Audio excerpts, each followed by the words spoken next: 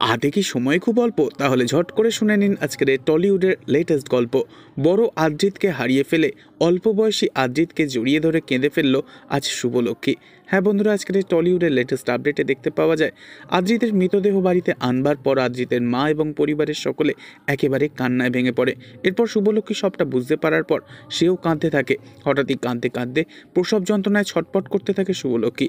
কাকা ও কাকিয়া মিলে অ্যাম্বুলেন্সে করে হাসপাতালে নিয়ে আসে শুভলক্ষ্মীকে।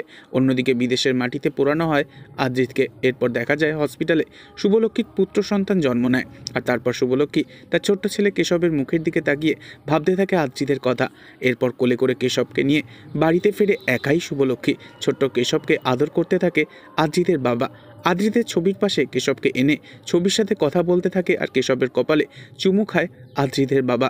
অন্যদিকে আরজিতের মা ভীষণই মন খারাপ করে ছেলের ছবি হাতে করে নিয়ে বিছানায় শুয়ে থাকলে শুভলক্ষ্মী আসে। এরপর শুভলক্ষ্মীকে জড়িয়ে ধরে কাঁদতে থাকে ভীষণ রকমভাবে আরজিতের মা।